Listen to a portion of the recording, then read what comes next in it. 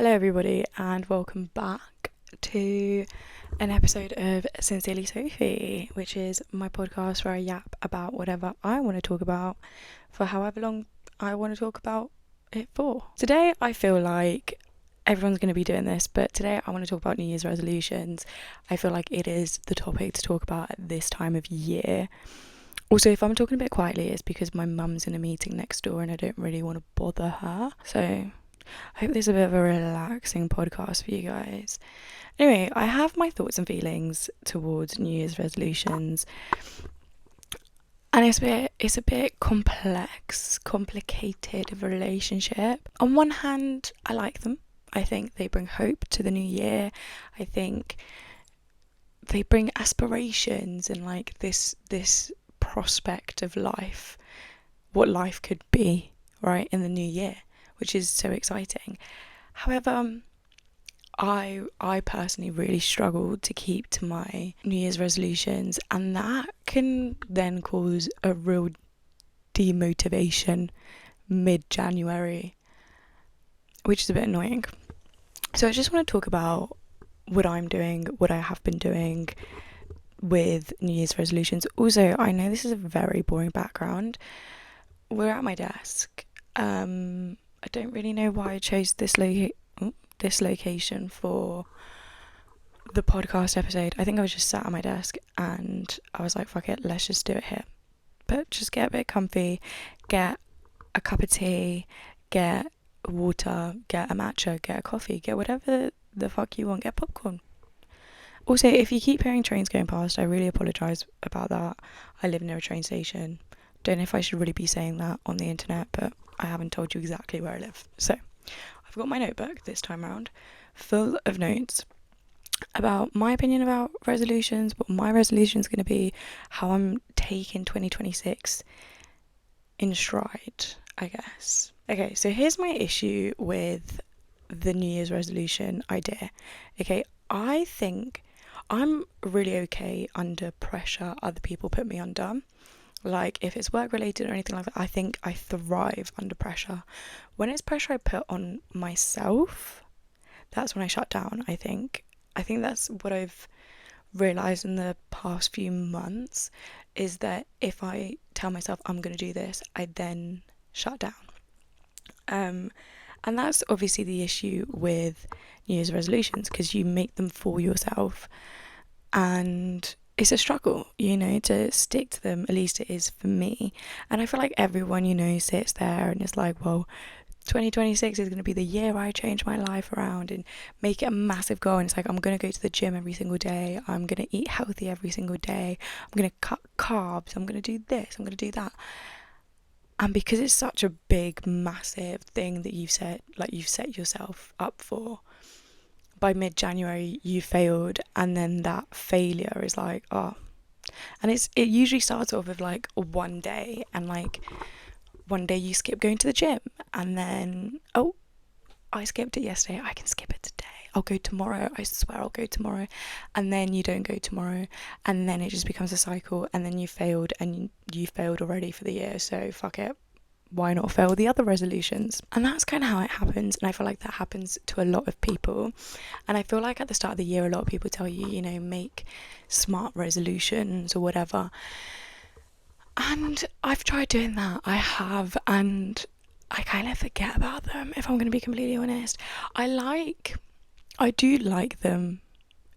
I like the idea of setting a goal for the year, coming up. However, I do think January to me doesn't feel like the start of the year as much as September does, and that's probably just in my brain from school. Like, to me, the end of summer, I feel like come end of August, start of September, I just have so many like plans for my life and so many ideas of what I want to do, and that is probably 13 years of education.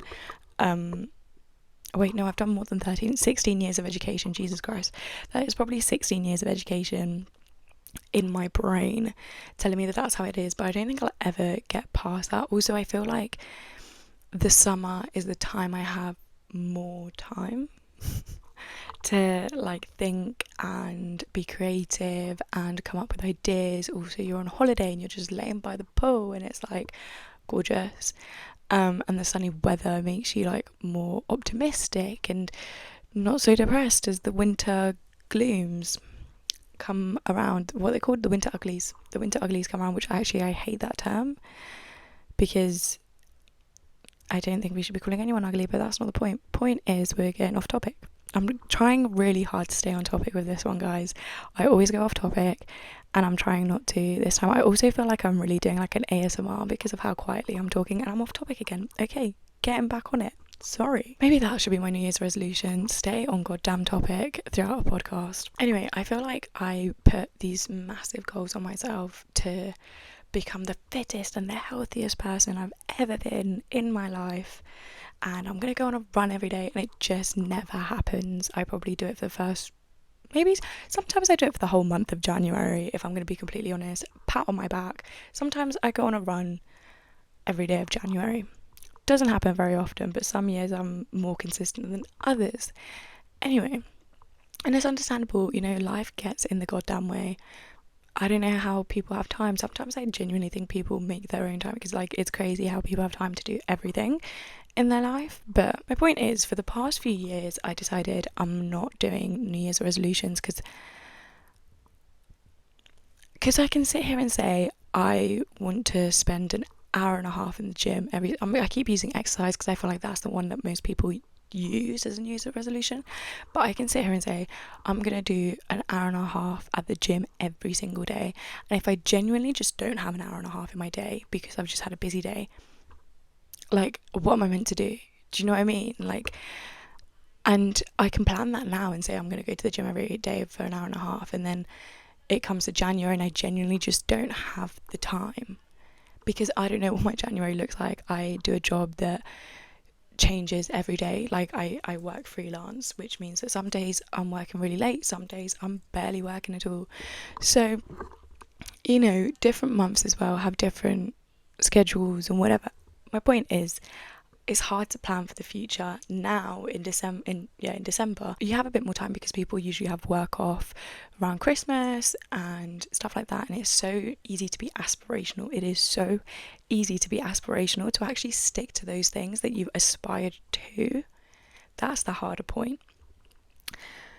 So for the past few years I haven't been doing resolutions. I also think that is because I've kind of been in the same place. Like, for the past 3 years I've been at university, and I've been in the same place in my life, if that makes sense. Like, I lived in London for 2 years. I mean, I live in London now, but I lived in London out the house for 2 years, with my housemates, and had so much fun. But like, there wasn't much growth in that. Like, last year I was like, well, yeah, in 2025 I'm going to graduate. Like, that's a given. Well, actually, it's not that much of a given, but it is what I expected. Like, I wasn't expecting not to graduate. So I feel like there was no need for me to have New Year's resolutions because there was no real growth I felt like I needed to do in that year. And I really do think New Year's resolutions are related to the growth you want to create in the following year, like the year coming. And I feel like I didn't need to grow in those last 2 years of uni, maybe even 3 years. I mean, you know, I have grown, but I just naturally grew. It was in like I don't want to use the word forced, guided growth. It was just a natural growth that obviously happens in 3 years, like from being 19 and being 22. When being 19 when I started uni and being 22 when I finished uni, that is a big difference, you know. Even from the year I took, which was my gap year, and I literally just worked for a year. I worked a retail job for a year. Like, the difference between 18 and 19 was crazy, and that's just how it works. You just naturally grow through experience, through work, through friendships. You just naturally will grow. Like I said, I don't feel like in the past few years I've needed to do a New Year's resolution, but this year I'm focusing on growth. I think in 2026 I want things to change in my life, you know. In my last podcast episode, I spoke about living with my parents. I would like to move out of my parents' house in 2026, near the back end of the year, but I'd like to do that. I need some lip balm / lip gloss. Give me a second. My lips are feeling dry. Anyway, so I feel like this year is going to be about growth. It's going to be about finding who I am as a person, finding out what I love to do as a career, because I still don't know that, and I think I touched on that in my last podcast episode. Like, I don't know what I want to do with my life, with my career. I would like to move out of my parents' house. There's a lot that I kind of hope for. I was about to say expect. I think expect is the wrong word. I think it's more of a hope / manifest for 2026, which is why I want to do like a resolution type thing. I just don't know if I love the idea of a New Year's resolution. Do you know what I mean? In the terms that we use it as being like this massive thing that we have to decide on December 31st what we're doing with our year, and we have no clue what the year is going to look like. My issue with these resolutions is a lack of planning. Like, we can't plan for the future, we can make some sort of idea of what we want the future to look like, but we can't plan for it. But a resolution is so all or nothing, and that's where I think my issue truly lies, because I can't plan an all or nothing situation for something I don't know how it's going to happen. Am I making sense with this? I don't know. I might just be pure waffling. Who knows? Anyway, so I've decided that I don't want to do the all or nothing, because the all or nothing feels like it's going to lead to a quick failure, and it has. It has, because it happens to me pretty much every single year, where it leads to a quick failure either some point in January or early February. I'm over it. I'm done. She's not working for me anymore. So I recently read Atomic Habits by James Clear. Is that his name? I don't know. Very famous book. If you haven't read it already, I would highly recommend too. If you've been following me for a while, you'll know I actually really struggle to read fiction books, but this one was good. Also, if you want to follow me on Goodreads or Fable, I'll put it down in the description, because I am very attached to my Goodreads and very attached to my Fable, although I don't actually do any reviews, because I feel really, and I'm getting off topic, but I just want to finish this point before I carry on to what I'm trying to say. Reviewing books in such a public manner to me is a bit scary, because I read pretty much anything. I'll read classics, I'll read like romance books, I'll read horror books, I'll read thrillers, I'll read like true crime books. I don't get, apart from fiction, I really struggle, but anything in the non-fiction category I will read. So then having to I wish I could say like this is a 5-star, but for the romance category. Do you know what I mean? Just keep it category related, because I feel like, there's some books that are classics and I'm like, that was a 10 out of 10 book or 5-star book. And then there'll be another romance book that I was like, that was so good, but like the quality of the books are completely different. So then I feel like I can't rate them both 5 stars, because they're completely different quality books. So anyway, that's my issue as to why I never do a review on Goodreads or Fable. Anyway, back to the discourse. Atomic Habits by James Clear. One of the quotes that stood out to me, I've got a few and I'm gonna mention them throughout the podcast, and I wrote it down on my notebook so I don't forget it, is God, my mum's talking well loud. If you can hear my mum in the background, I apologise. Anyway, he says, if you can get 1% better each day for 1 year, you'll end up 37 times better by the time you are done. And this is the idea I think I'm going to be taking into 2026. I'm about to say 2027. It's because it was 37. Anyway, into 2026 is the idea that I don't have to, wake up on January 1st and be this incredibly, on it person. The person who I've aspired to be every single January 1st and never have been, and probably never will be, because it's just not me, okay? It's just not me. But it takes time. It's a long process, and breaking it down to just 1% better every single day doesn't feel like that much work. It is just that if your resolution is to go on a run every day, maybe it's just you start off at a 5-minute run and then you make it a 5.5 minute run, and then you make it a 6 minute run, and you increase it that way. And it's those tiny little increases that lead to the big change that you see when we get to December 31st, 2026. My idea of resolutions this year is going to be goals, general goals that I want for the year, and habits I want to implement into my life to kind of help those goals happen. Okay, I'm someone who does believe in manifestation. I actually hate when people promote the idea of manifestation as just you write it on a piece of paper and then just hope that it happens. Like, you have to work for it as well. It's like you can't manifest for a job and then not apply to a single job. Do you know what I mean? It's like that sort of idea. But I do very much in life, I think I go with a fake it till you make it mentality, right? If I don't feel like I look good that day, I will keep telling myself I look good until I believe I look good, right? Little things like that. If I tell myself constantly, I'm going to be successful, I'm going to be successful, I'm going to be successful. And I think those little things kind of manifest into your brain, into you truly believing that, and it gives you confidence in yourself, in other people. But also you need to understand where you draw the line of, I can tell this to myself as many times as I want and it's never going to happen. Okay, you also need to do work toward it. I think I'm waffling now. Anyway, going back to Atomic Habits, another quote that I really like was, a habit is a behaviour that has been repeated enough times to become automatic.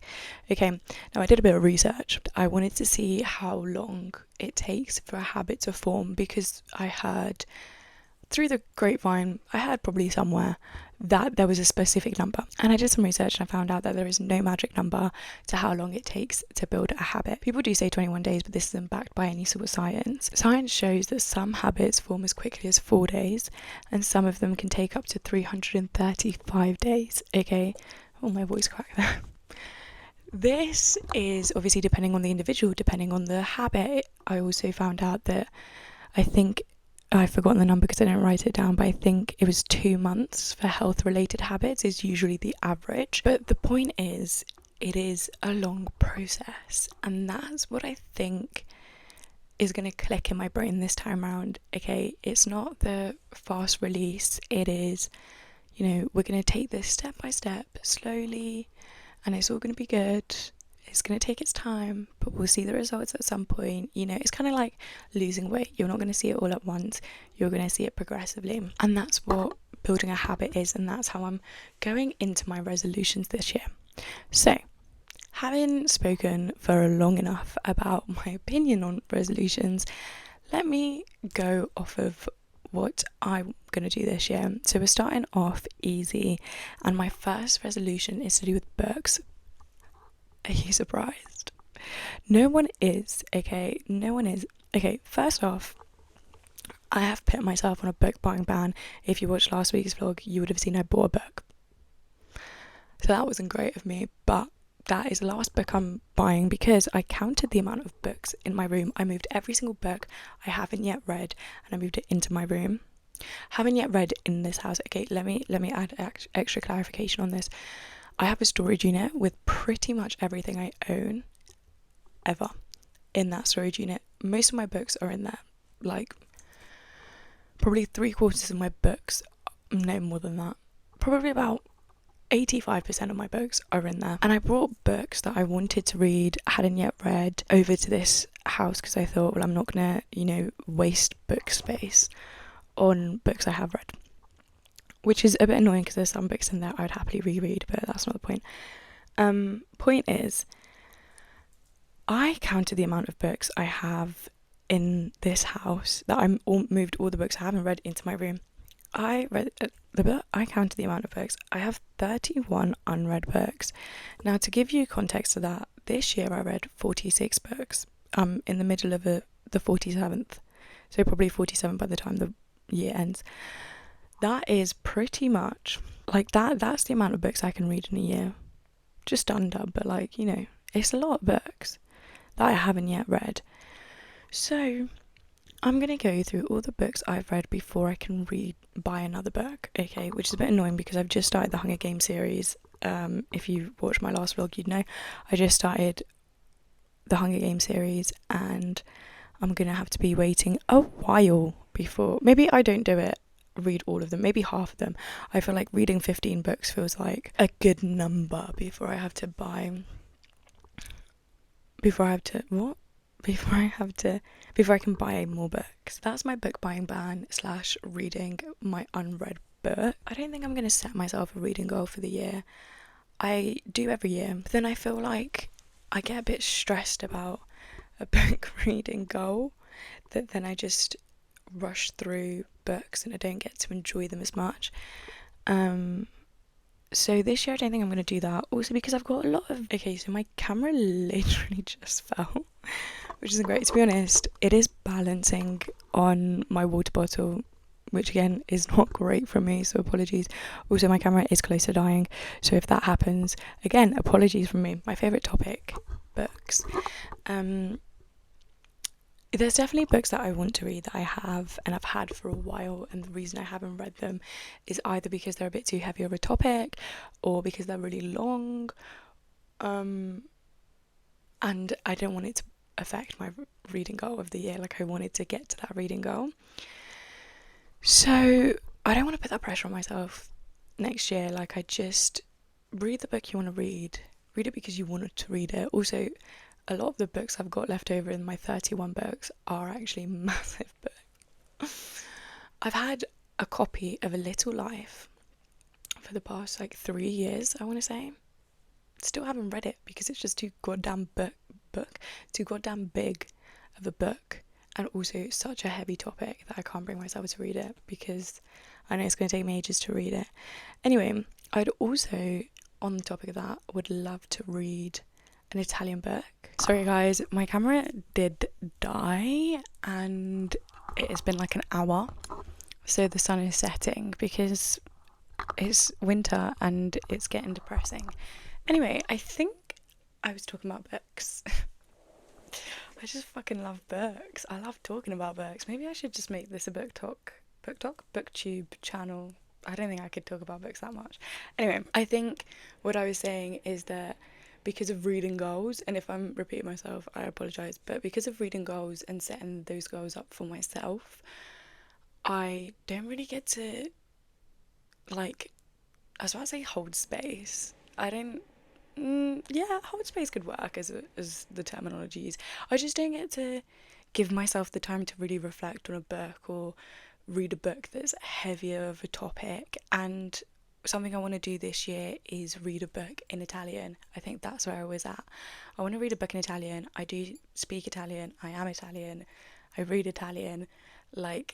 It just takes me longer because I think I've only ever read one Italian book, if I'm going to be completely honest with you, and I think it was my A-level book. So yeah, it would take me longer. I am also dyslexic, and I've got my ways of getting around English words. Okay, so if there's a word I don't know or anything like that, I've got ways to get around that because obviously I've been reading for so many years. Although if I've ever said this before, I don't know if I have. I actually couldn't properly read until I was probably 13. I've definitely said that on TikTok. I don't know if I've ever said that on the YouTube.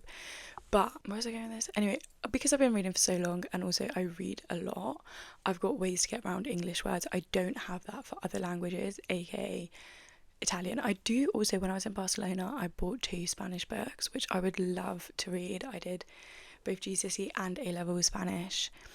I was actually pretty good, but I haven't spoken Spanish in 4 years, 5 years, 6 years?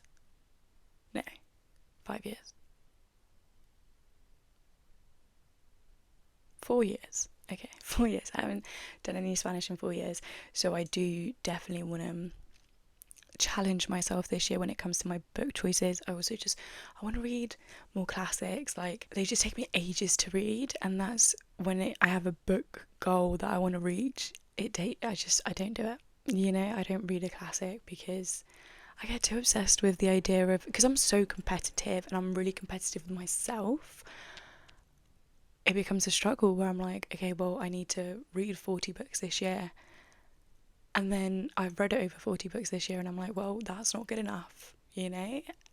So no book goals for this year coming, but I'm excited. I also just want to read more different genres. I think, and this is the last thing I'm going to say about books, I started reading again maybe 4 years ago. I started reading again during my gap year, and I was very much like reading the book talk books, okay, like whatever they recommended I was reading.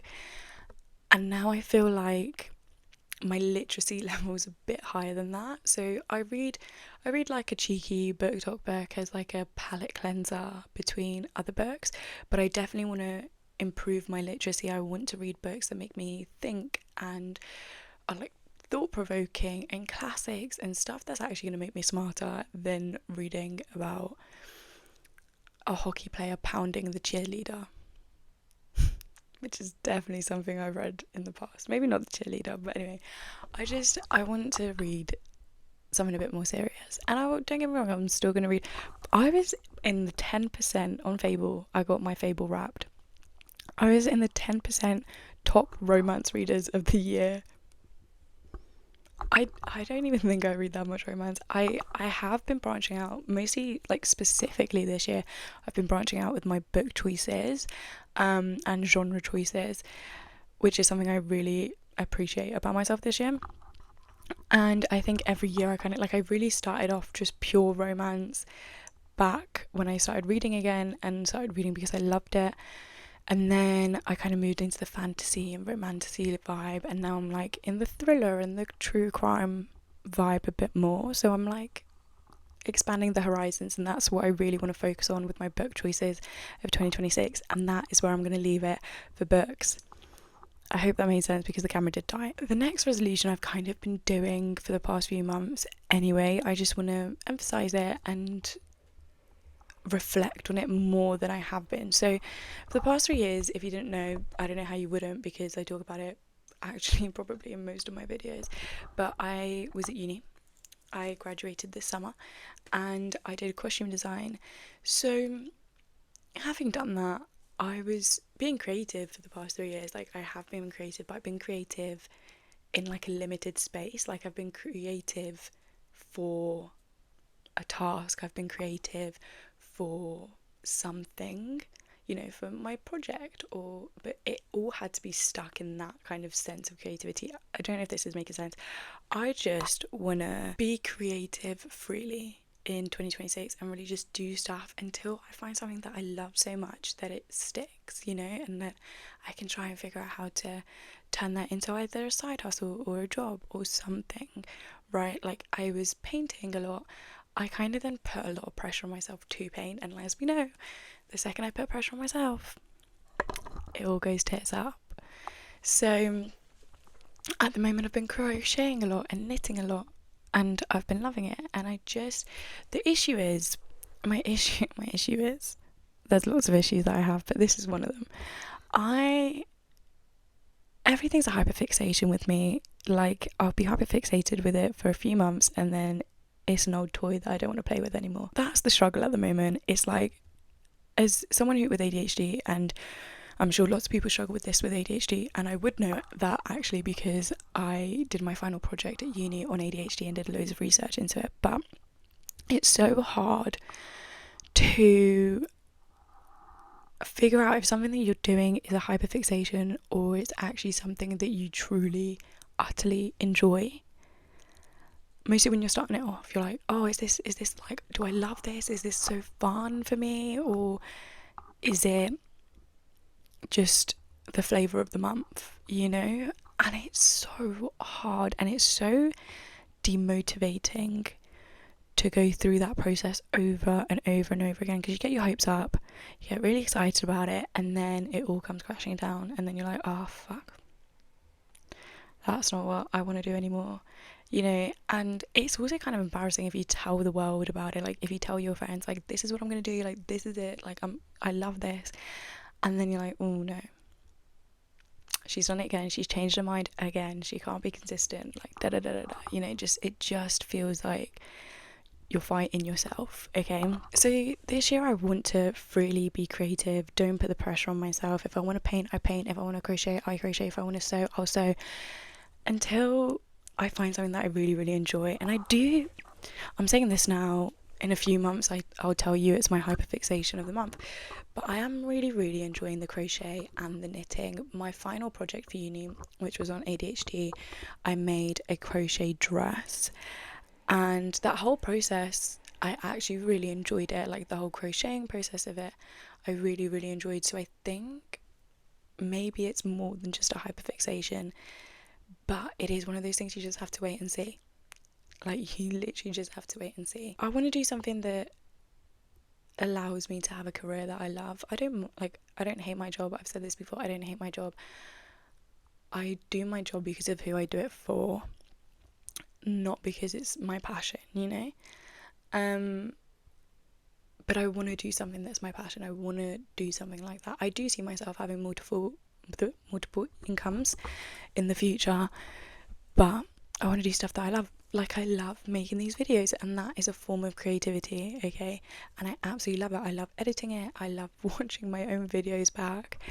I love all of it, and that's why I do it, you know, more than anything else. The main reason is because I love doing it. I want to end 2026 feeling more secure in my future, because at the moment it's one big question mark. Moving on to more like goals for the year, okay? Oh, like I said, I want to move out of my parents' house. I feel like I just moved in, but I'm ready to move out. Not that I don't like my parents. I actually haven't had a bad experience. I spoke about it in my last podcast about me moving in with my parents. It actually hasn't been as bad as I expected. You know what it is? My mum said something to me the other day. Basically, I've been really struggling to fall asleep. Like, really struggling. Like, I am up wide awake at 3-4 in the morning, cannot fall asleep. I'm laying in bed for like an hour trying to fall asleep, and I've been really, really, really struggling. And I was saying it to my mum. I was like I don't know what's happening, and because of that I keep getting headaches, which I'm already very easily a headache person. I get headaches all the time, so it just doesn't help. Anyway, so I was telling my mum, I was like, Mum, look, I can't sleep. Like, I don't know what it is. I can't sleep. I've taken I was about to say melanin, the melatonin. I've taken the valerian. It's not helping, and I don't really want to I don't want to go to the doctors and get prescribed medication, because I just don't like the idea of properly getting medicated to go to sleep. Like, that feels like a step too far. But I'm really struggling. And she said to me, she went, my mum would be a great therapist. I'm happy she's not a therapist, but she would be great, right? She goes, Sophie, it's because you're not happy. And I went, whoa, Mummy, I think I am happy. She was like, you're just not happy, right? And I was like, whoa. She was like, it's not that you're unhappy. Like, I'm not saying that you're unhappy. You just aren't happy. You know, you're not fully happy. And I really thought about it, and I agree, you know. There is this big question mark to my future. I'm living with my parents. I feel like I've lost independence because none of my friends live in London. My boyfriend lives up in Leeds. You see, it's a bit of an issue. But, so I do agree with that. I don't think I am truly happy. I'm not unhappy. Like, I'm content. That's what I feel like I am. I'm content.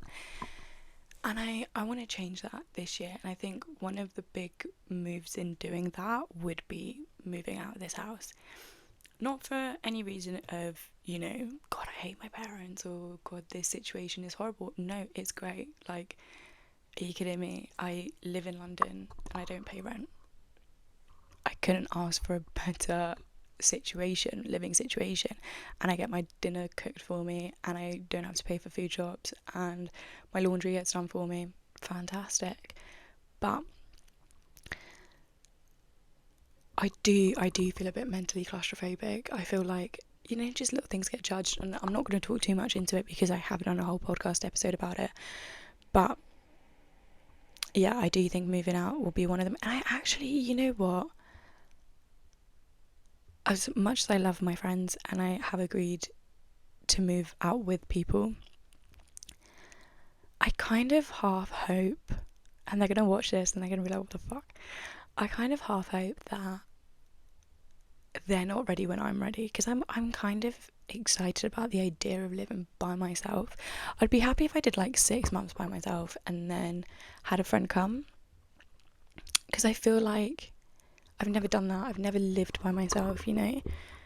So that might be fun. Although I do really like the idea of moving to a different city. I feel like I've lived in London now for going on to 3 years, and I love it. I love London. But it's probably one of my favourite places in the whole entire world, especially East London. Love it.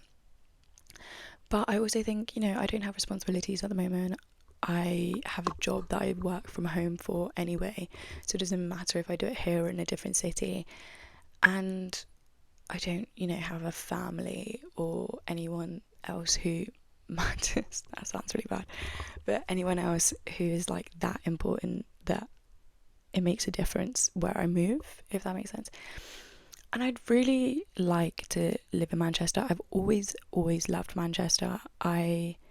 When I applied to university, my top choice, I applied to university twice. So the first time I applied to university, my top choice was Manchester, because I just loved the city. The course was actually awful, and I don't know why I even looked into it, but I just loved Manchester so much. I wanted to move to Manchester. That is where I wanted to be. Now, don't get me wrong, Sam, my boyfriend, lives up in Leeds. He's moving to Manchester. Would it be great if we lived in the same city for once in our relationship? Yeah, it would. Does that make a difference to my decision? Yeah. I'm not going to say no. That would just be a flat out lie. Yeah, it makes a difference to my decision. But it probably is 15% of my decision. Like, if I was to move to Manchester, there would be many reasons for me moving to Manchester.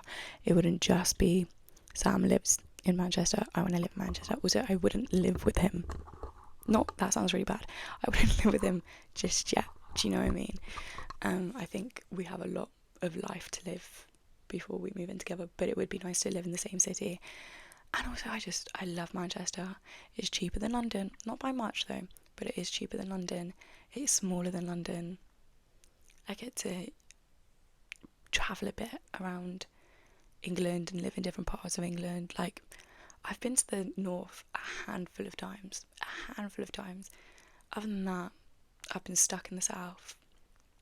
Wouldn't mind living up in the north, you know? With that comes the goal of trying to save money. I kind of say this every year, but I'm never massively serious about it every year. But this year I am, for many reasons. One, I want to move out. I need the goddamn money. Also, if anyone from, and they won't be watching this, but anyone who worked at the, like, real estate agents, whatever they're called, people that owned the house that I lived in and moved out of in August, want to give me my deposit back, that would be great, because that can go into my savings to start my savings for my deposits. Because you know what my issue is when it comes to savings? It's the fact that if there's only £20 in like my savings, I actually will just take that straight out. If there's like £200 in my savings, I'll be like, okay, well, that's £200 that can stay in. Like, I don't want to take that out, you know? Anyway, so if you'd like to give my money back, I'd be very happy about that. Anyway, saving, I always say this, but I need to create more of a habit, just in general, when it comes to spending money, it comes to saving money. I already have, what's it called when it comes out of a standing order that every single week £35 comes out of my bank account, goes straight into my savings. So I don't see that happen, and I feel like that helps, like that really helps. And I do £35 because I feel like I won't notice £35 coming out of my bank account every week, but that also adds up to like 140 something pounds a month. Also, if you really deep it, £10 a month for a week, no, £10 a week for a year is £520. That's where my thinking went. £10 a week for a year is £520. For if you do £30 a week, because they split it into 3 different savings, if you do £30 a week, it is 1.5k. And all you're taking out of your bank account is, well, in that case, you're taking out £30 a week, but before that, you're taking out £10 a week going into your bank account, that's £520. Anyway, I just need to become better at my habits when it comes to shopping and saving and taking money back out of my savings, because actually there's no reason for me not to have money. I literally don't pay rent and I get paid every single month, so really it's silly of me. And to be honest, I was really good at the start of last year. I was really good at saving money, and I don't really know what happened. I feel like my birthday came around and then all of a sudden all my savings were gone. Yeah. Also, I am someone who really likes to prove people wrong, and everyone kind of knows me as someone who can't save money to save their life. So I just would like one day want to have someone be like, oh, and like you don't have any savings, and I'm like, look at that. Anyway, on this similar topic, to saving money technically, I just want to be more conscious of what I'm spending my money on just in general. So for example, I love clothes. I love buying things. Oh my god, it just makes me so happy buying things, but it's so silly. Anyway, I read a book years ago. I think it was called Fashionopolis, I think is the name of it. And in the book, the New Year's resolution that the author gave herself was that she wasn't buying any more fast fashion clothing, and she was only going to buy secondhand. And that is a challenge I'd like to put on myself, because I feel like since secondhand is harder to find like specific products, I'd have to think about the product a lot more and think about if I'd actually want that product and if I'd actually want to spend my money on it a lot more than the instant gratification of seeing an item, buying it instantly and then coming to your house a week later, you know. So I think there'll be more thought process that goes into it, meaning that I'm less likely to spend money. And I'm really going to try doing this. Also, like I don't need to buy a whole new wardrobe to go on holiday, and I know I don't need it, but I'm just so bad like when it comes to shopping. I just love that instant gratification. Yeah. So I'm going to try do this for all aspects of my life. Like books. When I've finished my 31 books or 15, I haven't decided which one I'm doing yet. Once I'm back off my book buying ban, that is a mouthful. Once I'm off my book buying ban, I think I'm going to decide that I'm only going to buy books secondhand for multiple reasons. One, books are damn expensive. You're telling me £10 a book, which means 4 books. Which means 5 books is £50. Okay. I went to the charity shop before I put myself on a book buying ban and bought 5 books for £1. For a pound. I mean, usually books are like £1.50 each, but that's just a really cheap charity shop apparently. Anyway, so that also, I recently found out that you can buy books on Vinted, which is great. Fantastic. So yeah, I'll definitely look more into that, but I want to do it for all aspects of my life. When I move out, unless I like obviously need to buy like a bed or something, which I'm not gonna lie, I'm not gonna buy that secondhand. Maybe not the mattress obviously, maybe the bed frame, if I find a really cute one on like Facebook Marketplace or something, maybe I will. But here's my issue actually. Let me chat to you. I bought quite a lot of my I say quite a lot. I bought lots of little like furnishing, little ornamenty things secondhand for my house. For my uni house, I also bought my big yellow cabinet. I don't know if you guys remember that. That was bought off Facebook Marketplace, and I love that so much. Issue is with London, I don't drive,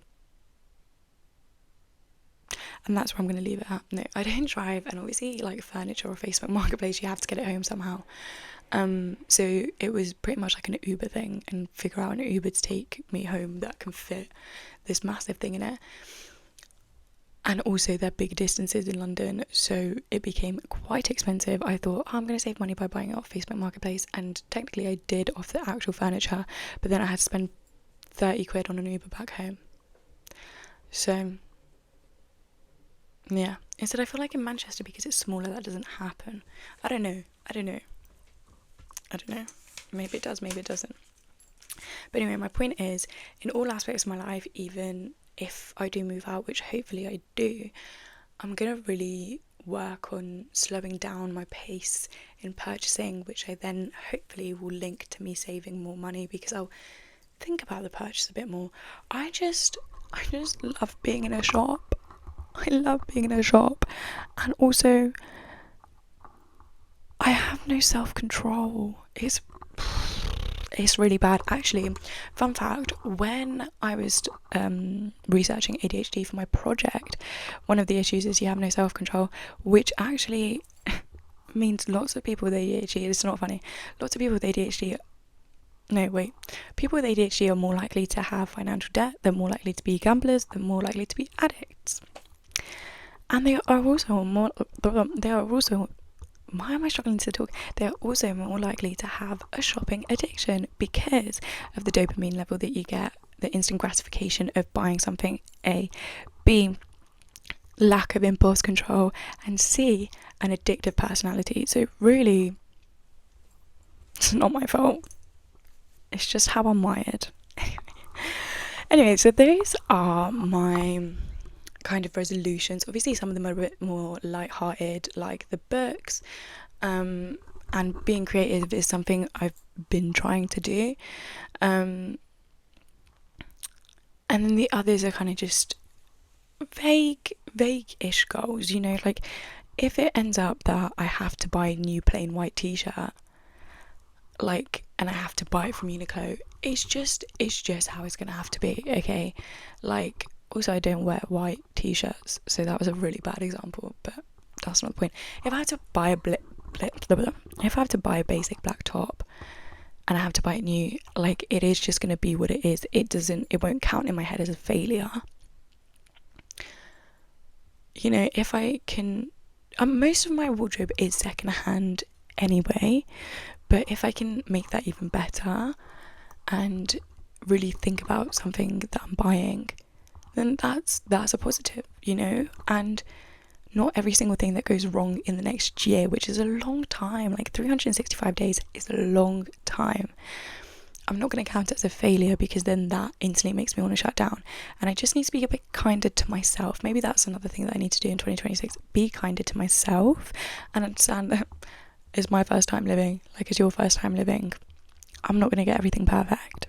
I did just finish filming and I realised another habit I really want to incorporate into my year coming up, and that is getting ready every day. It sounds so silly, but as someone who works from home, it's really hard to get that motivation to get ready every single day. But the second I am ready, like today I did my hair, I did my makeup, I just feel so much more like prepared for the day. And I actually did it a bit late. Like I get up, I have breakfast, I then pretty much go straight into working, and then I did maybe an hour's work, and then I, you know, did my hair and makeup. But it just makes me feel so productive. And also if I'm like, it makes me more like able to leave the house. It makes me feel like I'm able to leave the house because I don't have to worry, like I don't have to think, oh my god, it's so much effort, I need to get ready and then leave. Like I'm ready, I just need to put a coat on and go. And that will then also help with things like daily walks, which I try to do just to get out of the house, because again, I work from home. It means that I don't really ever leave the house. Like I can go weeks without leaving the house. Maybe weeks is a bit far, but I can go a long time without leaving the house. So definitely getting ready every single day is a habit I really want to get into. Even if it's not doing my makeup, even if it's literally just doing my hair, I'm putting a different trackie on, like different jogging bottoms, different jumper on. That's it. Like that's fine by me. But just that process of getting ready, I feel like can really help with the day and my readiness for the day and my energy levels for said day. Yeah, that's all I had to add in. but I realised I missed that out, and it was definitely something I wanted to put in there. But I realised after filming, I was like, oh, I forgot to say that. And throughout 2026, I'm just going to keep reminding myself that the progress doesn't have to be dramatic. It's literally not going to go from one day looking like this and one day looking like that, you know. It's going to be a slow process, and failures are kind of inevitable, okay? But it's what we learn from our failures that is important. Okay. And you know, if you've listened to this podcast and you have thought, well, actually I'm really good at sticking to my New Year's resolutions because I don't have an impulse control, good on you. If you thrive in structure, good on you. If you can stick to your New Year's resolution for the whole year, well fucking done. I mean, if you can do it past February, well done. I can't. But if you're like me and the pressure that you put on yourself makes you shut down, then maybe think about doing some vaguer New Year's resolutions, and be a bit kinder to yourself. You don't have to be perfect, you know, nothing has to be perfect. I think, again, it's something to repeat to yourself. It's okay to start off slow, you know, like I said at the start of the video, you know, if your thing is to go on a run every single day and you start off at 5 minutes and then the next day is 5.5 minutes, it's that 1% better. Like, that is what I'm going to live by. I think in 2026, it just needs to be 1% better. If I put 1 penny in my savings tomorrow, 2 pennies, 1% better. I don't know if that was the correct maths. I don't know, I'm not very good at maths. And also, you know what, it's okay to change your mind. Like, that's something I need to remind myself when I'm doing the creative thing. And like I said about the hyperfixation, is it a hyperfixation, or is this something I truly admire, like love doing and have a passion for? If I change my mind and I realise that it's just a hyperfixation, it is okay. It doesn't need to feel like wasted time, like I have wasted my own time. Because no, I just found something else that I really enjoyed doing for a period of time, and I do think I'm really harsh on myself, and I'm saying this now, and really that should be my biggest resolution, is not to be so harsh on myself and not to put so much pressure on myself. Like, everyone's at different points in their life at the moment, and I think that's what it is. It's like you're seeing these people succeed in their 20s and you're like, oh well, I need to do the same. No you don't. Also, a New Year's resolution doesn't reset anything. Like, it doesn't mean that the person you are on December 31st and the person you are on January 1st are two completely different people. It's not like, whoa, it hit midnight and it's like Freaky Friday. No, you know, it is something that needs to take time, and I think that's where my biggest issue with New Year's resolutions is that people think it's instant, and it's not. It is just not. Anyway, those are my resolutions for this year. I hope you enjoyed this video. I hope it left you stuff to think about. Like, I hope you go off and think about, maybe I should take it slow. And if you haven't read Atomic Habits just yet, I'd highly recommend you do it. It's a great book, and it's actually great for the new year. If you're trying to build new habits, go for it. Anyway, love you guys. Sincerely, Soph.